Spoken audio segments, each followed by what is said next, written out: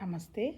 మనము భగవద్గీతని ప్రస్తుత పరిస్థితుల్లో ఎలా తేలికగా అర్థం చేసుకొని, ఆ తర్వాత దాన్ని మననం చేస్తూ, ఆ స్థితిలో ఉంటూ, what is right and what is wrong అంటే ఏం లేదు. సత్యం ఏంటి, అసత్యం ఏంటి అనేటువంటి విషయాన్ని గ్రహిస్తూ, ఎట్లా మనం సాక్షాత్కార స్థితిలో ఉండొచ్చు అనేటువంటి విషయాన్ని చెప్పిందండి. ఎంతకంటే ఏం లేదు.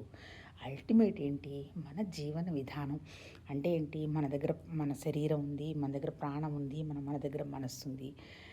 ఆ తర్వాత ఇది ప్రకృతి. ఇది కొంచెం వచ్చింది, ఉంటుంది, వెళ్ళిపోతుంది. మరి ఈ ఉండడం, రావడం, ఉండడం, వెళ్ళిపోవడం క్రమంలో ఎలా మనం 24/7 అంటే 100% మన లైఫ్‌ని జీవించాలనేటువంటి విషయమే చెప్పిందండి. ఇంతకంటే ఏం లేదు.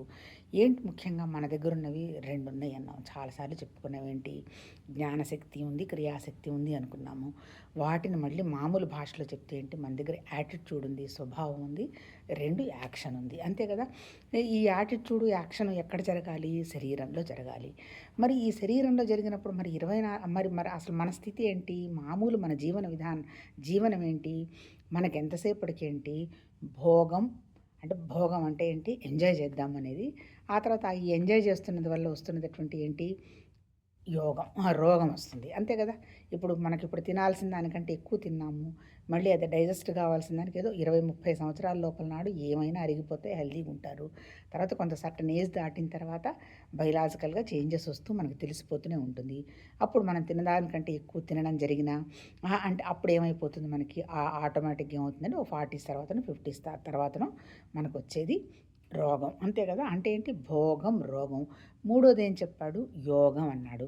యోగం అంటే ఏంటసలు? ఇప్పుడు మనకి భగవద్గీతలో చెప్పిందేంటి? అర్జునుడిది విషాద యోగం అనేది ఫస్ట్ పాయింటు.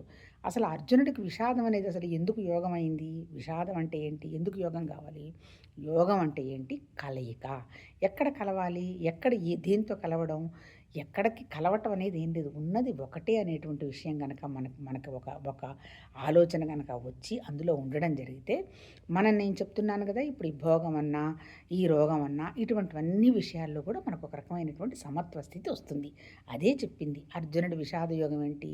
ఎందుకు అర్జునుడికి విషాదం? నాది, నేను ఎంజాయ్ చేయాలి, నా వాళ్ళందరూ బాగుండాలి అనేటువంటి ఒక మమకారం. తర్వాత నాది ఇదంతా అనేటువంటి ఒక అహంకారం. అన్ని సమస్యలకి మూలం ఏంటి? మమకారం, అహంకారం. మన పరిస్థితి కూడా అంతే. అంతే కదా! ఏదైనా సరే ఇప్పుడు మనకు ఎంతసేపటికేంటి, నేను ఎంజాయ్ చేయాలి, ఎంజాయ్ చేయాలి. ఏం ఎంజాయ్ చేయాలి? ఆహారం ఎంజాయ్ చేయాలి. తర్వాత భౌతికంగా బోలెడు డబ్బులు, బోలెడు వసతులు కనిపిస్తున్నాయి. అందరూ ఎంజాయ్ చేస్తున్నారు. మనం ఎంజాయ్ చేయడం లేదు. ఎంజాయ్ చేయాలి. అంటే ఏంటి?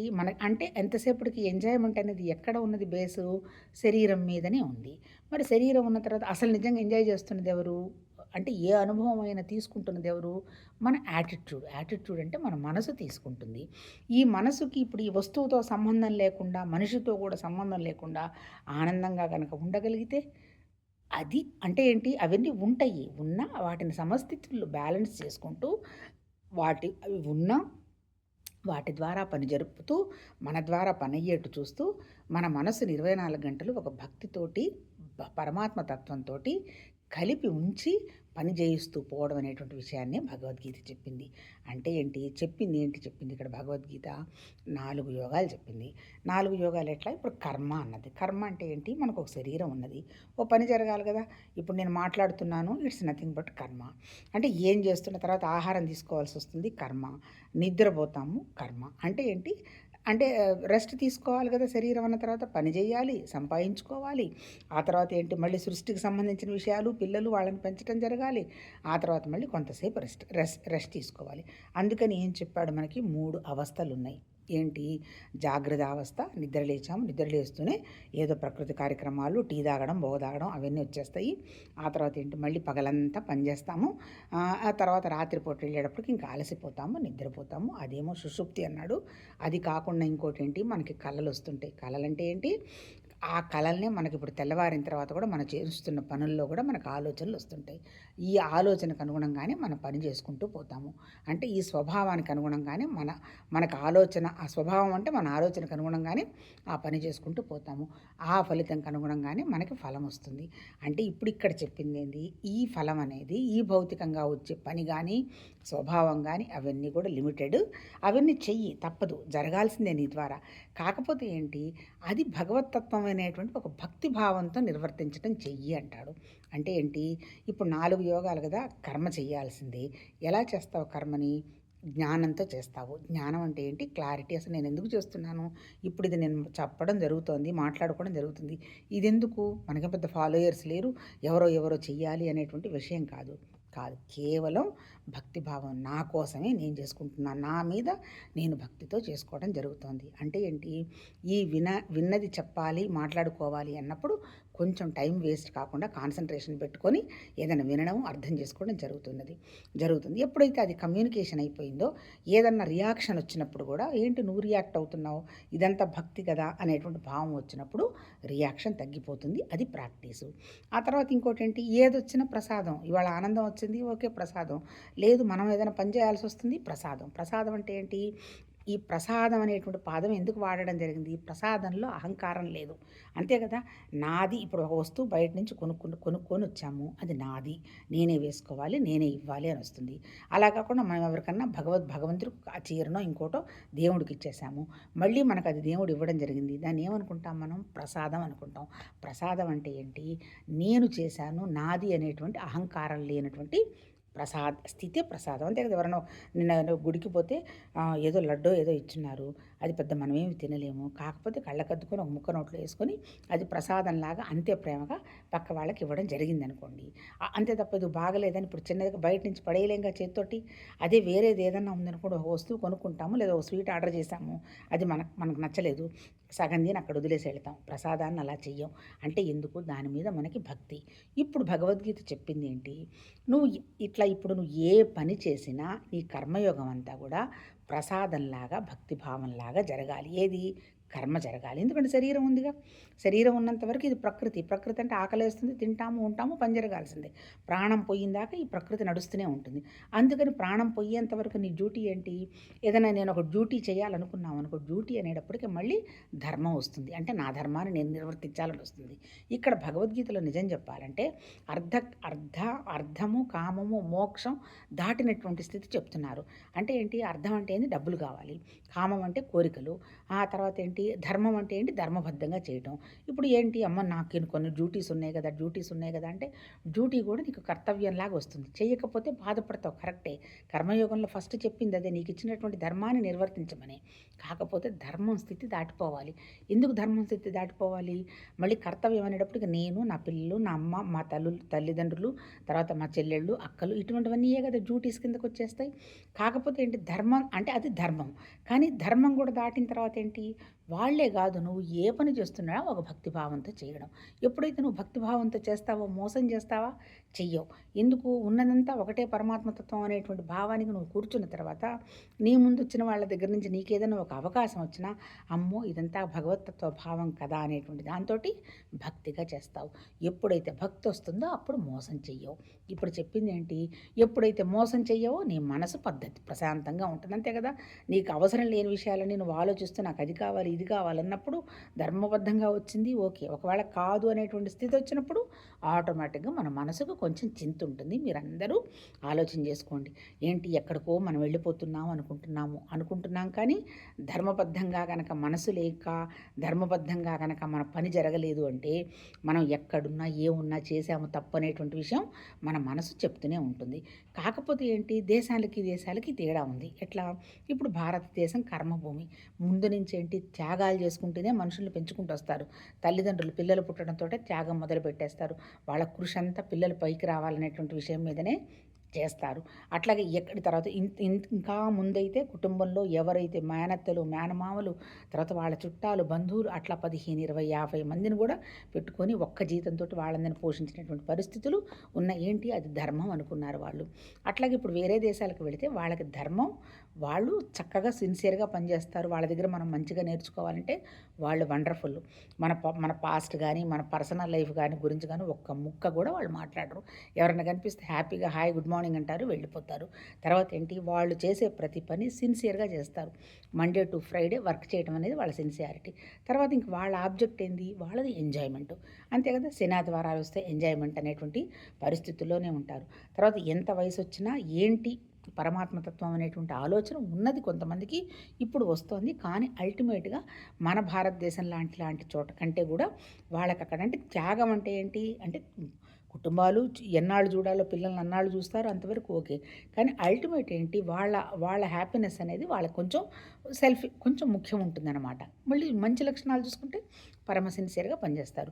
ఇప్పుడు మనకేం చెప్తున్నారు భగవద్గీత? మనం ఏమి చేస్తున్నా ఎంతసేపటికి మంచి విషయాలు నేర్చుకుంటూ భగవత్తత్వం అనే ఈ మంచి విషయాలు నీకెవరు నేర్పిస్తున్నారు? పరమాత్మ తత్వంలో నుంచి వస్తున్నటువంటి విషయంగా నువ్వు గ్రహించుకుంటూ ప్రతిదీ భక్తిభావంతో కర్మను చేసుకుంటూ ఏంటి ధర్మాన్ని కూడా దాటిపోవాలి. ధర్మం వస్తే నా వాళ్ళకే చేసుకుంటాం. అలా కాకుండా ఏ విషయం చూస్తున్నా, ఏ విషయం మాట్లాడుతున్నా, ఏ విషయం వింటున్నా భక్తిగా చేసుకుంటూ, భక్తిగా కండక్ట్ చేసుకుంటూ పోవటం అనేటువంటి విషయాన్ని భగవద్గీత చెప్పింది. ఎక్కడ భక్తి? శరీరం ఎక్కడ? నీకు కనపడుతున్నవి రెండే, ఒకటి మనస్సు, ఒకటి శరీరం. ఈ భక్తి అనేది ఎక్కడ? భక్తిభావం అనేది మన హృదయం, మన మనస్సు, అంటే సూక్ష్మ శరీరం అనమాట. అంటే ఏంటి? ఈ సూక్ష్మ శరీరము, మన మనస్సు, మన హృదయము, మన శరీరాన్ని కలిపి జ్ఞానంతోటి, భక్తితోటి పనిచేయడమే యోగం. అంతకంటే ఇంకేం లేదు. యోగం అంటే ఏంటి? కలయిక. ఎక్కడ కలయిక? భక్తితో జ్ఞానంతో నీ మనసును కలిపితే నీ శరీరం ద్వారా చేసే పని ఏమవుతుంది? అది భగవతత్వ పని అయిపోతుంది. అట్లా ఎప్పుడో ఒకసారి భగవతత్వ పని చేయటమా? కాదు. 24 గంటలు భగవతత్వ పని జరుగుతుందనేటువంటి భావంతో ఉండగలిగినప్పుడు ఏమవుతుంది? నువ్వు నీకు ముందు నేను అనేటువంటి అహంకారం తగ్గిపోతుంది ఒకటి. ఆ తర్వాత ఏంటి? ప్రసాద బుద్ధి వచ్చేస్తే అహంకారం అంటే ఏంటి? నేను అనేది తగ్గిపోయిన తర్వాత ఏంటి? ఏది జరుగుతున్నా ప్రసాద బుద్ధి భగవతత్వ భావనలో జరుగుతుంది అనేటువంటి విషయం తెలిసిపోతుంది. ఈ శరీరం అనేది జస్ట్ ప్రకృతి, వచ్చింది, ఉంటుంది, వెళ్ళిపోతుంది. వాళ్ళ ఆనందం వచ్చింది, ప్రసాదం నీ దయ వల్లనే, లేదు కొంచెం డల్నెస్ అనిపించింది, నీ దయ వల్లనే ఏం జరుగుతోంది అనేటువంటి భావంతో మన మనస్సుని భక్తిగా జ్ఞానంతో కలిపి శరీరంతో కర్మ చేయడమే ఈ భగవద్గీత యొక్క సారాంశం. చెప్పాలంటే ఇంతకంటే ఏం లేదు. ఇది శాస్త్రం అని చెప్పాడు. శాస్త్రం అంటే సైన్సు. నువ్వు ఎట్లా జీవించాలో చెప్పాడు. తర్వాత నువ్వు ఇంతే హాయిగా ఎలా జీవితాన్ని వదిలిపెట్టి వెళ్ళాలో కూడా భగవద్గీత చెప్పటం జరిగింది.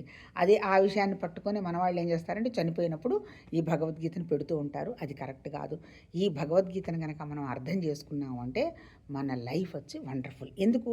అహం తగ్గిపోతుంది. అహం తగ్గిపోకపోయినా కనీసం ఇది అహం అనేటువంటి విషయానికి మనం అవగాహనకైనా రావడం జరుగుతుందన్నమాట. తర్వాత ఇప్పుడు ఏంటి మనం ఏం చదువుతున్నాం ఇక్కడ భగవద్గీతలో? ఫస్ట్ మొత్తం టోటల్గా 18 చాప్టర్స్ ఉన్నాయి. ఫస్ట్ది వచ్చి అర్జునుడిది విషాద యోగం చెప్పాడు. ఏమయ్యా నీ అహంకారం, నీ మమకారమే విషాదం, అంతకంటే ఏం లేదు. నువ్వు యుద్ధం చేసేవాడు కాదు, వాళ్ళని చంపేవాడువు కాదు. ఆల్రెడీ ఇవన్నీ కూడా ఎప్పుడూ డిసైడ్ అయిపోయి, కాకపోతే నువ్వు వెళ్ళి మధ్యలో నిలబడు, హాయిగా నీ యుద్ధం చేసేస్తే వాళ్ళు పోయేవాళ్ళు పోతారు, ఉండేవాళ్ళు పోతారు. నువ్వు సుఖంగా గెలిచావా, స్వర్గ సుఖాలు వండర్ఫుల్గా అనుభవిస్తావు. ఒకవేళ కాలేదా, స్వర్గభూమిలోనే నువ్వు కూడా స్వర్గానికి వెళ్ళిపోతావు. అంతే తప్ప ఇక్కడ నేను చేస్తున్నాను అనేటువంటి టెన్షన్ నువ్వు పడవాకవయ్యా. ఏ విషయానికి నువ్వు టెన్షన్ పడద్దు, హాయిగా చీర్ఫుల్గా ఆనందంగా చెయ్యి అని చెప్పాడు. అంటే ఏంటి? అర్జునుడు ఎట్లయితే యుద్ధభూమో మన సంసారం కూడా మనది యుద్ధభూమి. మన యుద్ధభూమిలో మన సమస్యలు ఏంటి? ఉద్యోగం ఉంటుందా, పోతుందా? పోనీ ఏమవుతుంది ఉద్యోగం పోతే? అంటే ఈ భూమి మీద ఎవరైనా తిండికి లేక చచ్చిపోయి ఉన్నారా? ఒక 60-50 సంవత్సరాల నాడే నానా కష్టాలు పడ్డారు భోజనం కోసం. మాకు తెలుసు. ఊళ్ళల్లో వాటర్ లేనప్పుడు పాపం చిన్న అవేంటి గడ్డలు వస్తుండే, చూసి వాటిని ఏదంటారు, గనిసి గడ్డలు, వాటిని తీసుకెళ్ళి వేరే ఊళ్ళో రైస్ ప్రోడక్ట్ ఉన్న చోట అమ్మి ఆ రైస్ పాపం తెచ్చుకునేవాళ్ళు. తర్వాత డ్రై క్రాప్స్ అన్నీ వేసుకొని వాటిని తినేవాళ్ళు. ఇంకా మా మా ఫాదర్ వాళ్ళు చెప్పారు, ఇంకా ఫుడ్కి లేక ఈ పంపుకిన్స్ అన్నీ ఉడకబెట్టుకొని అవి తినేవాళ్ళట. అంటే అంత పావర్టీని టేస్ట్ చేశారు. మరి ఇప్పుడు అంత పావర్టీ ఎక్కడుంది? ఏమీ లేదు. కొంచెం కష్టపడగలిగినటువంటి మనసుండి, ఇచ్చిన డబ్బులను జాగ్రత్తగా కనుక ఖర్చు పెట్టుకోగలిగిన విషయం ఉండి, ఈ భోగం కోసం కనుక వెళ్ళక్కర్లేదు అనేటువంటి భావం ఉంటే, భోగం అంటే ఎంజాయ్మెంట్, మామూలుగా జీవితం జరగడానికి ఏ టెన్షను ప్రస్తుతం లేదు. మరి ఏదో సాధించాలనే టెన్షన్ పడుతూ ఉన్న లైఫ్ని ఎందుకు పోగొట్టుకోవాలి? ఇప్పుడు కొన్ని చోట్ల మొన్న వెళ్ళినప్పుడు అది పిల్లలు చెప్తుంటారు, ఎంప్లాయ్మెంట్ చేస్తూ ఒక కారు కనుక ఉంటే డ్రైవింగ్ చేస్తే చాలా డబ్బులు వస్తాయి. అంటే ఏంటి? తెల్లవారి నిద్ర లేచినప్పటి నుంచి వాళ్ళు పాపం డబ్బు కోసమే పోరాడుతూ ఉంటారు. ఇంత డబ్బు చేసుకొని వచ్చిన తర్వాత మళ్ళీ ఇప్పుడు మనకిలాగా ఇంట్లో ఉండి ఎవరైనా వండి పెట్టి ఆ పరిస్థితి ఏమి ఉండదు. ఏదో ఉన్నది ఏదో పెట్టేసుకొని తినేస్తారు. అంటే ఏంటి? Minimum requirement of food process కూడా లేకుండా అంతంత కష్టపడి అక్కడ సాధించేది ఏముంటుంది? ఏం చెయ్యాలని? అంటే ఏంటి? దాన్నే స్వభావం విషయాన్ని అర్థం చేసుకోవాలి. భగవద్గీత చెప్పింది ఏంటి అంటే, నీ మనసును నువ్వు అవేర్గా ఉంచుకో, క్వైట్గా ఉంచుకో, విజిలెంట్గా ఉంచుకో. ఎప్పుడైతే నువ్వు అట్లా ఉంచుకుంటావో, నేను దేనికోసం పరిగెడుతున్నాను, ఎందుకు నేను టెన్షన్ పడుతున్నాను, ఎందుకు నాకు హెల్త్ కంఫర్టబుల్గా లేదు, నేను దీనివల్ల నాకేం వస్తుంది, ఎక్కడ నేను ధర్మం తప్పుతున్నాను అనేటువంటి అవగాహన వస్తుంది. అంటే ఏంటి? ఒక్కసారి మనకు ఆ భగవతత్వం మీద భక్తి వచ్చి ఇదంతా ఏం లేదు అనేటువంటి వ్యవహారం వచ్చిందంటే ప్రతి సెకను 100% సంతోషంగా ఉంటూ చేసుకుంటూ పోయింది. అది కర్మ. ఆ తర్వాత ఏంటి? ఇప్పుడు ఇదంతా నడిపిస్తున్నది ఎవరు? మన ఆలోచనలు, మన స్వభావం. అంటే ఏంటి? మన దగ్గర ఉన్నది మనస్సు ఉంది, ఒక జ్ఞానం ఉంది, దాంతోపాటు మనకు ఒక శరీరం ఉంది. అంటే ఏంటి? ఈ శరీరాన్ని ఎట్లా ఉన్నది? మన దగ్గర ప్రాణం ఉంది. అంటే ఏంటి? మన ప్రాణశక్తి, మన జ్ఞానశక్తి, అంటే మన ఆలోచనలు, మన లోపల ఉన్నటువంటి ఎనర్జీ లెవెల్ కూడా మనకేం కనపడవు. మనకి కనపడేదంతా ఏంటి? మన భౌతికమైనటువంటి శరీరం కనపడుతుంది. అంటే ఇప్పుడు మన స్వభావం ఎట్లా పెట్టుకోవాలి? ఈ స్వభావంలో అహంకారం తగ్గించుకోవాలి. నాదేం లేదు, నాకేం తెలియదు, కాకపోతే 100% భగవతత్వ పని మన ద్వారా జరగాలి అనేటువంటి విషయం అయితే మనకు తెలియాలంతే కదా. దేవుడు మన దగ్గరకు వస్తున్నాడు అనేటువంటి భావం ఉంది. ఎందుకంటే కనపడుతున్నదంతా సర్వత్రా వ్యాపించినటువంటి పరమాత్మతత్వమే కదా. మన ఇంటికి వస్తున్నప్పుడు మన ఇల్లు, మన మనసు గందరగోళంగా ఉంది, దేవుడు మన దగ్గరకు వచ్చి ఉంటాడా? దైవత్వం ఉంటుంది, అప్పుడు మన అహంకారమే ఉంటుంది. అంటే ఏంటి? 24 గంటలు మన మనస్సుని, మన దగ్గర ఉండేటువంటి పరిసరాలని, మన దగ్గర ఉన్నటువంటి మనుషులతో సహా ఎక్కడ మనం రియాక్షన్స్ లేకుండా, అంటే ఏంటి? పరమాత్మ తత్వ భావం జరుగుతుందనేటువంటి భావంలో మనం ఉంటున్నప్పుడు మన వాతావరణం అంతా కూడా ప్రశాంతంగా, ఆనందంగా ఉంటుందనేటువంటి విషయమే చెప్తున్నాడు. యోగం అంటే ఏంటంటే కలయిక, పరమాత్మ తత్వ కలయికతో జరుగుతున్నటువంటి విషయం అనేటువంటి జ్ఞానంతో కర్మని నిర్వర్తించటం ఎట్లా? భక్తిగా అనేటువంటి విషయం చెప్తున్నాడు. ఇప్పుడు మనం చదువుతున్నది ఏంటి? 7 చాప్టర్లు వచ్చి కర్మయోగం, భక్తి, జ్ఞానం అని చెప్పాడు. జ్ఞాని అంటే ఎవరు? తన కోసం తను ఏది ఆశించకుండా అంతా భగవతత్వం అనేటువంటి భావం ఎవరైతే ఉంటాడో అతను జ్ఞాని. నాకు జ్ఞానికి తేడా లేదు అంటాడు. ఎవరైతే అనన్య చింతనతో నేను తప్ప ఇంకొకటి లేదు అంటారో వాళ్ళ గురించి వాళ్ళు బెంగపడాల్సిన అవసరం లేదు, నేను చూసుకుంటాను అంటాడు. నేను చూసుకుంటాం అంటే మళ్ళీ ఏంటి? నిరాకారమైనటువంటి పరమాత్మ తత్వంలో ఉన్నటువంటి భక్తి నువ్వున్నప్పుడు ఎప్పుడైతే నీ మనసు నిశ్చలమై ప్రశాంతమైందో నువ్వేమనుకుంటే అది జరిగిపోతుంది. అంతకంటే ఇంకా ఇక్కడ వ్యవహారం ఏం లేదు. కాకపోతే మనం ఏం చేసామంటే బోలెడు విండోస్ ఓపెన్ చేసాం. ఏ విండోలో కాసేపు ఉండాలో మనకి తెలియదు. అందుకని మనం చేయాల్సింది ఏంటంటే అనవసరమైనటువంటి విండోస్ అన్నీ సెలెక్ట్ కొట్టి డిలీట్ చేసేసి ఒక్క విండోలో ఉండడమే భక్తి. అంటే ఏంటి? భక్తి అంటే నువ్వు ఏ పని చేస్తున్నావో ఆ పనిలో 24/7 నువ్వు ఇన్వాల్వ్ అయినావు అంటే నీ మనస్సు అటు ఇటు పదాలు పరిగెత్తదు, ఒకే దాని మీద ఫోకస్ అయిపోతుంది. ఆ ఫోకస్ అయిపోయిన తర్వాత ఇంకో పని మీద పెడతావు. ఆ పనితో ఉన్నప్పుడు అక్కడ ఉంటావు. ఇప్పుడు మనం ఏంటి? ఆఫీస్లో ఉంటాం, ఇంటి గురించి ఆలోచిస్తాం, ఇంట్లో ఉంటాం, ఆఫీస్ గురించి ఆలోచిస్తాం.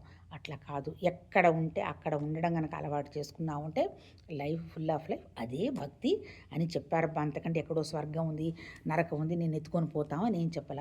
ఎప్పుడైతే నీ మనసును అట్లా సింగిల్ పాయింటెడ్నెస్గా తీసుకొని వస్తావో అది భక్తి. మనసు అంతే కదా, మనసు ఒకే విషయం మీద నిలబడిపోయినప్పుడు ఏంది? నువ్వు ఎందులో ఉంటే అందులో ఫోకస్ పెడతావు. ఆ ఫోకస్ పెట్టినప్పుడు ఏమవుతుంది? నిన్ను నువ్వు మర్చిపోతావు. ఆ మర్చిపోయినటువంటి క్షణమే పరమాత్మతత్వం లాంటి నిరాకారం.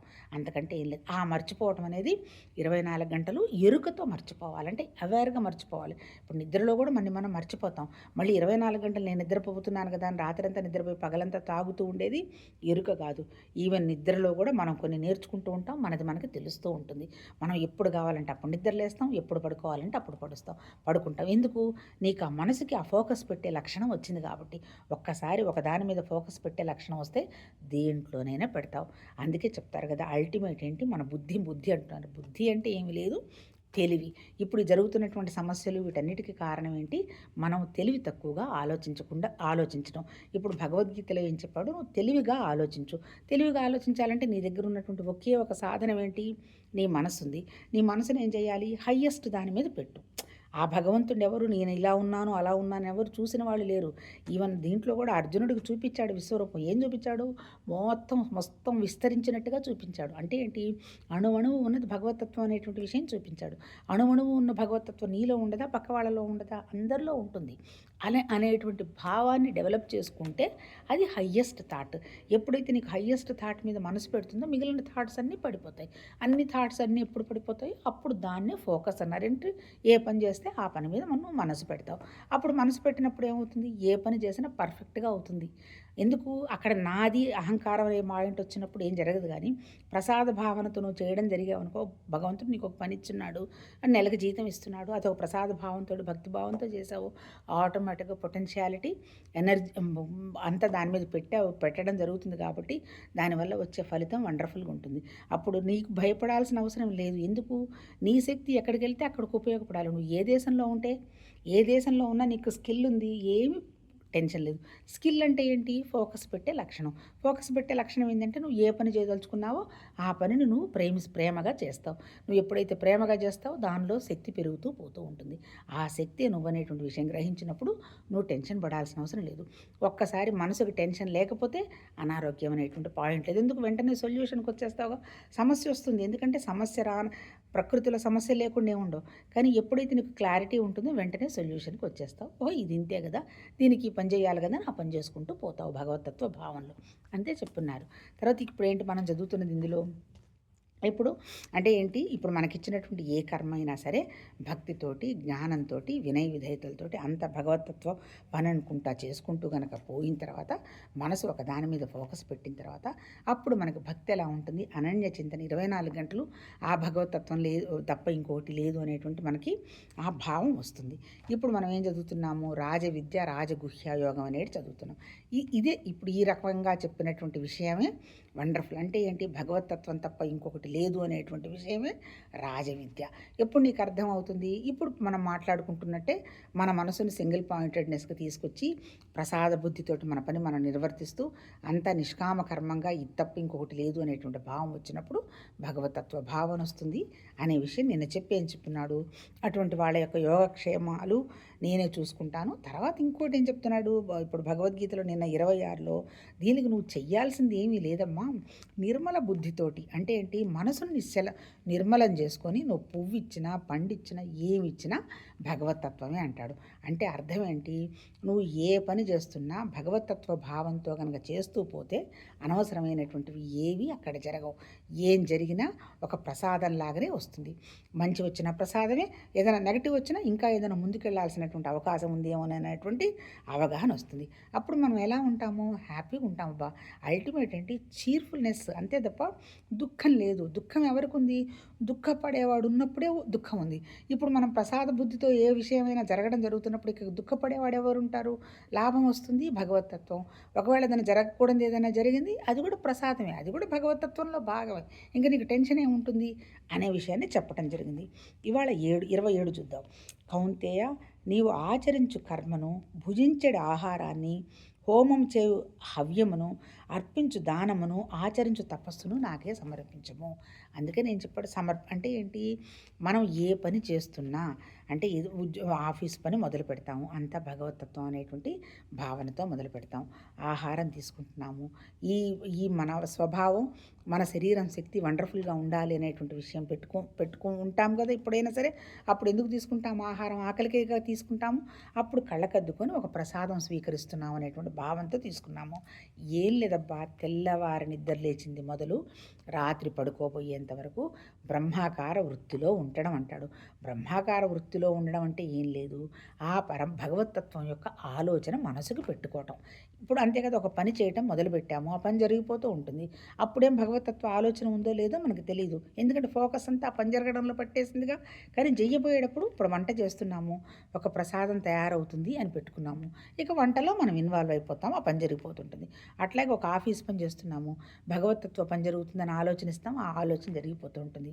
అలాగే అంటే ఏంటి, ఒక 15-20 నిమిషాలు జరుగుతున్న ఏ పనైనా ఆ వృత్తిలో గనక చేయగలిగినప్పుడు అది తపస్సు అంటారు. ఇప్పుడు మన వాళ్ళు ఏమనుకుంటారు, తపస్సు అంటే నేను ఒక 10 రోజులు అన్నం మానేస్తున్నాను అని అంటారు. అటువంటివన్నీ తపస్సు కాదు.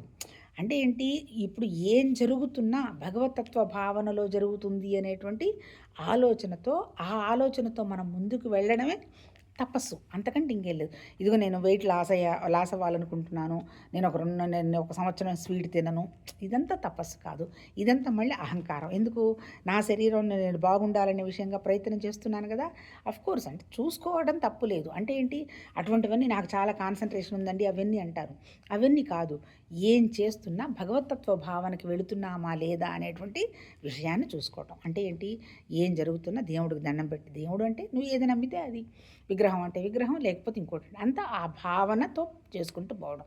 అల్టిమేట్ యాటిట్యూడ్ అంటే ఏంటి, భావన. భావన అంటే ఏంటి, ఆలోచన. ఆలోచన కంటే ఇంకా ముందుకు పోతే కోరిక. కోరిక ఇంకా ముందుకు పోతే జ్ఞాపకం. జ్ఞాపకం ఇంకా ముందుకు పోతే చైతన్యం. ఎక్కడుంది అంటే ఎక్కడుందంటే మరి ఏం చెప్తాము, మీ ఆలోచనలు ఎక్కడ వస్తున్నాయి అంటే నీ కోరికల్లో నుంచి వస్తున్నాయి. నీ మనసులో ఉన్నాయా ఆలోచనలు, తర్వాత నీ హృదయంలో ఉందా, ఏమైనా ఎక్కడన్నా రాసి పెట్టినటువంటి ఒక ఇన్స్ట్రుమెంట్ ఏముందా, ఏం లేదు. మనకి తెలియకుండా మనం మనం మనం ఇలా కళ్ళు మూసుకుంటే ఆలోచన వచ్చింది. ఎలా ఉంది ఆలోచన, శూన్యంగా ఉంది, ఆకాశంలాగా ఉంది, అప్పుడు ఏమీ ఆలోచన లేదు. అలా కాకుండా అయిపోయింది, ఇంకా టైం 25 నిమిషాలు ఉంది, ఇంకా 4 నిమిషాలే ఉంది లేవాలంటుందంటే ఆలోచన వచ్చింది, అంటే ముగించాలి అనేటువంటి కోరిక నాకు వచ్చేసింది. అంటే మనకు ఆలోచనలు ఎక్కడ వస్తున్నాయి, మనకి ఎక్కడ కోరిక, ఎక్కడ లక్ష్యం ఉంటే అక్కడ మనకు ఆలోచన వస్తుంది.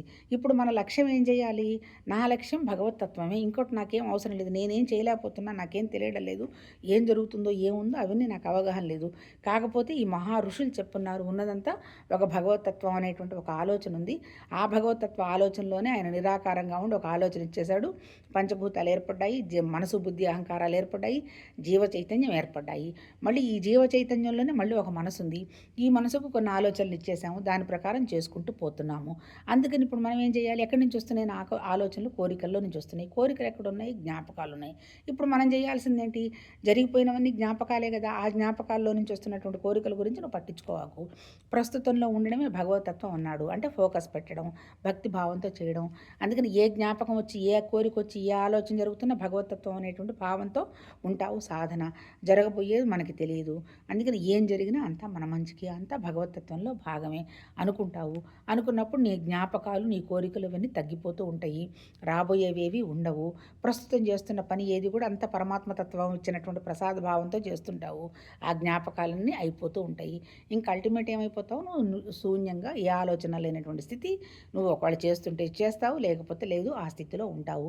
అలా ఉన్నప్పుడు ఇంక మనసుకి ఏం టెన్షన్ లేదు, ఏదైనా ఒకటైనటువంటి భావం వస్తుంది. అంటే ఏంటి, ఆ పరమాత్మతత్వం నిరాకార స్థితిలో ఉండి ఎలా అయితే కండక్ట్ చేస్తున్నాడో మనం కూడా నిరాకారమైనటువంటి స్థితిలో ఉండి మన ద్వారా జరుగుతున్న పనులు జరిగిపోతూ ఉంటాయి. అలా జరిగిపోతున్నప్పుడు శరీరం ఉన్నా ఒకటే, శరీరం లేకపోయినా ఉంటే, శరీరం ఉంటే జీవన్ముక్తి, శరీరం పోయిన తర్వాత వెళ్ళేది విదేహముక్తి. మళ్ళీ కోరిక ఏదన్నా ఉంటే మళ్ళీ నువ్వు రావడం జరుగుతుంది, కోరిక లేకపోతే వచ్చే ప్రసక్తి లేదు అనేటువంటి విషయం భగవద్గీత చెప్తున్నారు. ఇప్పుడు ఇక్కడ సాధన ఏంటి, ఏమన్నా గుడులు కట్టాలా, గోపురం కట్టాలా, ఏం చేయాలి, ఏమీ అవసరంలా. నీ మనసుని ఎలర్ట్గా, అవేర్గా, విజిలెంట్గా ఉంచు. ఎట్లా ఉంచుతావు, ఏం జరుగుతున్న ప్రసాద బుద్ధితోటి భగవతత్వ భావన అనేటువంటి విషయం కండక్ట్ చేసుకుంటూ పోవడమే తపస్సు. తపస్సు అంటే ఎక్కడో హిమాలయాలకు వెళ్ళాలి, ఆ వస్త్రాలు ఈ వస్త్రాలు వేసుకోవాలనేటువంటి విషయం ఏమి ఇక్కడ చెప్పలే. అంటే ఏంటి, ఏం జరుగుతున్నా ఆ బ్రహ్మాకార వృత్తి అంటే ఆ భగవతత్వ ఆలోచన. నువ్వు ఏ ఆలోచన పట్టుకుంటే ఆలోచన, ఆశ్రమానికి వెళ్తున్నావు, మాస్టర్నో గురువునో నమ్మావు, ఆయన ఆలోచన పట్టుకో తప్పులేదు, కాకపోతే ఒకటే ఆలోచన. అట్లాగే ఒక వెంకటేశ్వర స్వామి నమ్మావు, ఓకే, ఇక్కడ ఏం చెప్పాడు ఆయన, నువ్వు ఎవరిని నమ్మినా ఏం చేసినా నా దగ్గరికే వస్తూ ఉంటాడు. కాకపోతే ఏంటి, కోరిక కోసం కనుక చేసావంటే మళ్ళీ నువ్వు భోగం కోసం చేసినట్టు, మళ్ళీ దాని మీద ఎంజాయ్మెంటు, దాని మీద మళ్ళీ నీకు ఫలం వస్తుంది అంటాడు. నిరాకారంలో ఇటువంటివన్నీ ఏమీ లేవు, ఉన్నదంతా ఒకటే ఉంది, అది నీదేను అనేటువంటి భావంతో చేసుకుంటూ పోతామని చెప్పాడు 27. తపస్సు అంటే ఏంటి? అంతా భగవతత్వం అనేటువంటి ఒక ఆలోచనతోటి ఏం చేసినా ఆలోచన ఇచ్చి చేసుకుంటూ పోవడం, చివరికి ఆలోచన లేని స్థితికి కూడా వెళ్ళడం జరుగుతుంది. ఎందుకంటే నిరాకారం వచ్చేస్తుంది కాబట్టి. తర్వాత 28 ఏం చెప్తాడు? ఈ విధంగా సన్యాస యోగమునందు స్థిరచిత్తుడవై అనగా సమస్త కర్మలను భగవంతుడైన నాకే సమర్పించి శుభాశుభ ఫలరూప కర్మబంధాల నుండి ముక్తుడవయ్యదవు, పిదప నన్నే చేరగలవు. మనమేమనుకుంటాము, ఇదంతా సన్యాసుల్లోకేను, అందుకని సన్యాసాశ్రమం వాళ్ళకేను అని అంటాడు. ఇక్కడ చెప్పలే ఆ మాట. ఎక్కడ సన్యాసాశ్రమం ఇలా ఉంటుందని కూడా మహానుభావుడు భగవద్గీతలో చెప్పలే. సన్యాసాశ్రమం అంటే ఏంటి? నీ మనసును అన్ని విషయాల నుంచి తీసేసి ఒకే విషయం మీద కనుక పెట్టగలగడమే సన్యాసాశ్రమం. అంటే ఇప్పుడు పైన ఏం చెప్పాడు? నువ్వు ఏ పని చేస్తున్నా నా పేరుతో చెప్పుకుంటూ చేసుకుంటూ పో అన్నాడు. అలా గనక నువ్వు అలాగా అంటూ ఏంటి? నీకున్నటువంటి ఆలోచనలు, కోరికలు, భౌతికంగా ఏదో ఎంజాయ్ చేద్దాము అనేటువంటి విషయాన్ని బయటపడతావు. అంటే ఆటోమేటిక్గా నీ మనసు సన్యాసాశ్రమ స్థితికి వచ్చేస్తుంది. సన్యాస యోగం అంటే ఏంటి? అంటే భగవతత్వ అంటే భౌతికంగా ఉన్నటువంటి విషయాలన్నీ తీసేసి పరమాత్మ తత్వయోగం నందు నువ్వు కనెక్ట్ అనేటువంటి విషయం వచ్చేస్తుంది. అప్పుడు ఏం చేస్తావు? ప్రతిదీ ఏం చేస్తున్నా అంతా నువ్వే, నాకేం సంబంధం లేదు, నాకింకా అవసరం లేదు, నీ ఇష్టం, నీవు శుభం ఇచ్చిన నీదే, శుభం కాకపోయినా నీదే, నా దృష్టిలో శుభం అశుభం లేదు, ఉన్నది నువ్వే తప్ప ఇంకొకటి ఏమీ లేదు అనేటువంటి విషయం సన్యాసాశ్రమంలో ఉంటుంది. వాళ్ళకి పాపం భౌతికం లేదుగా. వాళ్ళు ఏంది అసలు నిజం చెప్పాలంటే సన్యాసాశ్రమం అంటే మధుకర వృత్తి అన్నారు. అంటే ఆహారం కూడా ఒక చోట తీసుకోరు, అందరి దగ్గర ఆహారం తీసుకొని వచ్చి మొత్తం టోటల్గా అంతా కలిపేసి తలా ఒక ముద్ద తింటారనమాట. అంటే అర్థం ఏంటి? ఏ సంస్కారం ఏర్పాటు చేసుకోకుండా ఉంటాము అనేటువంటి భావంతో చేస్తారు. కాకపోతే అది కర్మ. నిజం చెప్పాలంటే ఇక్కడ చెప్పింది ఏంటి? ఈయన మహానుభావుడు కర్మ గురించి అసలు చెప్పాల. కర్మ అనేది లీస్ట్ అని చెప్తున్నాడు. ఏమి హయ్యెస్ట్ అంటాడు? జ్ఞానం హయ్యెస్ట్ అంటాడు. ఏంటి జ్ఞానం? ఉన్నదంతా భగవతత్వం ఉన్నది తప్ప ఇంకొకటి లేదు అనేటువంటి భావంతో మన లైఫ్ లీడ్ చేయడమే హయ్యెస్ట్ అన్నాడు. అప్పుడు అలా లైఫ్ లీడ్ చేస్తున్నప్పుడు మన భౌతికంగా కనపడుతున్నటువంటి ఎంజాయ్మెంట్ తోటి, ఆ వస్తువులతోటి ఈ వస్తువులతో మనకి పనే ఉంది, ఏమి లేదు అంటాడు. అంటే ఏంటి? అల్టిమేట్ అలా గనక మనం చెయ్యాలంటే ఏది జరిగినా అది తప్ప ఇంకొకటి లేదు, భగవతత్వం తప్ప ఇంకొకటి లేదు అనేటువంటి భావం ఎప్పుడైతే ఉంటుందో మిగిలిన కోరికలు, మిగిలిన ఆలోచనలు అవన్నీ పోతాయి. అప్పుడు నువ్వు నన్నే చేరుకోగలుగుతావు అంటాడు. నన్నే చేరుకోవటం అంటే మనం పోయి మళ్ళీ అక్కడ స్వర్గం నరకం ఉందని చెప్పటల్లా. అంటే ఏంటి? నాకు సంబంధించినవన్నీ పోయిందంటే నేనుండేది దేంతో? నాది పోతే ఉండేది నేను నీతో, నాతో అంటే ఏంటి? నా జ్ఞానంతో. నా జ్ఞానం అంటే ఏంటి? జ్ఞానానికి ఆకారం లేదు, పేరు లేదు, గుణం లేదు, ఏమి లేదు, అది నిరాకారం. అది ఎక్కడుంది? జ్ఞానం అంటే ఫుల్ వ్యాపించింది, అంతే కదా. ఇప్పుడు నాకు ఒక ఆలోచన ఉంది, నేను ఇక్కడెక్కడో కూర్చున్నాను ఏదో ఒక హోటల్లో అనుకో. ఇప్పుడు వెంటనే నేను హైదరాబాద్ ఆలోచన చేశాను అనుకో, విత్ ఇన్ సెకండ్ నేను ఆ ఆలోచన అక్కడికి వెళ్ళిపోతుంది. అంటే ఏంటి? ఆ జ్ఞానానికి ఇక్కడుంది అక్కడుందని ఏం లేదు కదా, అంతా సర్వత్రా వ్యాపించిందంటే అర్థం ఏంటి? ఇప్పటికిప్పుడే తెలిసిపోతుంది అనమాట. అంటే ఆ స్థితి, అలాంటి ఆలోచన కనుక మనకు మారి ఆ అవేర్నెస్ వచ్చిందంటే విత్ ఇన్ సెకండ్ నువ్వు భగవతత్వంతోనే ఉండడం జరుగుతుంది అని చెప్పడం జరిగింది. చూద్దాం రేపు నెక్స్ట్ వీక్. నమస్తే.